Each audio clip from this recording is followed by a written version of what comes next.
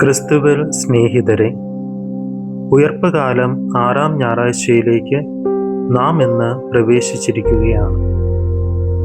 പെന്തക്കോസ്താ തിരുനാളിലേക്ക് നാം സമീപിക്കുമ്പോൾ സഹായകന്റെ വരവിനെ പ്രഘോഷിക്കാൻ സഭ നമ്മെ ക്ഷണിക്കുന്നു.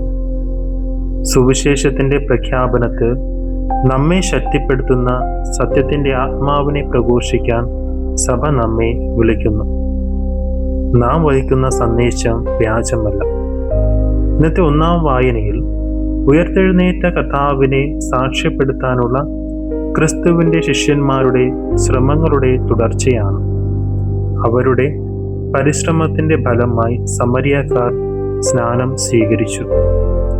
സമരിയക്കാർക്ക് പരിശുദ്ധാത്മാവ് നമ്മെപ്പോലെ തന്നെ ആവശ്യമായിരുന്നു. കാരണം പരിശുദ്ധാത്മാവാണ് ഒരാളെ ശക്തിപ്പെടുത്തുകയും ക്രിസ്തുവിൻ്റെ യഥാർത്ഥ സൈനികനാക്കുകയും ചെയ്യുന്നത്. ഭയമില്ലാതെ സത്യത്തിന് സാക്ഷ്യം വഹിക്കാൻ അവൻ നമ്മെ സഹായിക്കുന്നു. വിശുദ്ധ പൗലോസ് നമ്മെ പഠിപ്പിക്കുന്നു, നിങ്ങളെ വീണ്ടും ഭയത്തിലേക്ക് നയിക്കുന്ന അടിമത്തത്തിൻ്റെ ആത്മാവിനെയല്ല, മറിച്ച് പുത്രസ്വീകാര്യത്തിൻ്റെ ആത്മാവിനെയാണ് നിങ്ങൾ കൈക്കൊണ്ടിരിക്കുന്നത്. ഈ ആത്മാവ് മൂലമാണ് നാം ആബാ പിതാവേ എന്ന് വിളിക്കുന്നത്.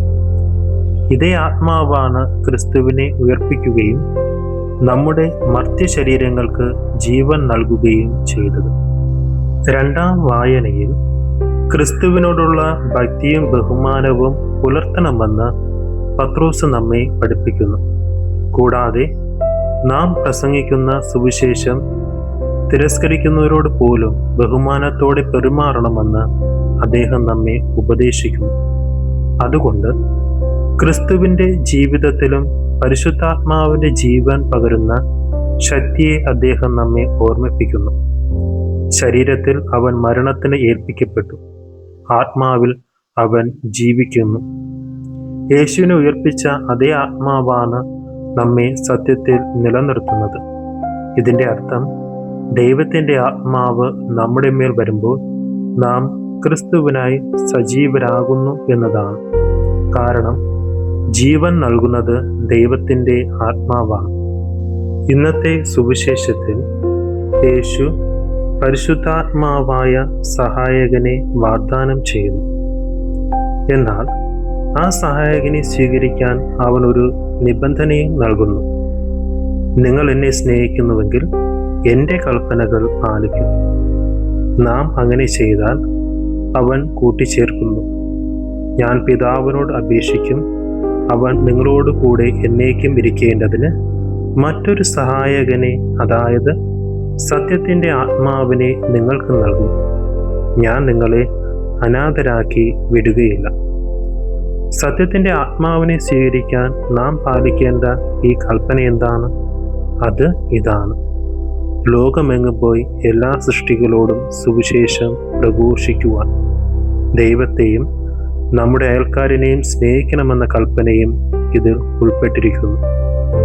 നാം ഇങ്ങനെ ചെയ്താൽ തീർച്ചയായും സത്യത്തിൻ്റെ സുവിശേഷം പ്രഘോഷിക്കുകയാണ്.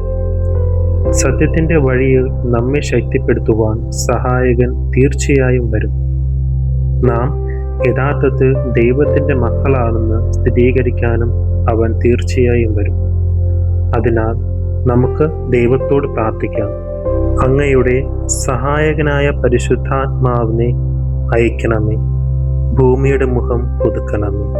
ക്രിസ്തുവിൻ്റെ സഹായകനായ പരിശുദ്ധാത്മാവിനെ സ്വീകരിക്കുവാൻ ക്രിസ്തുവിനെ പോലെ നമുക്ക് ജീവിക്കാം.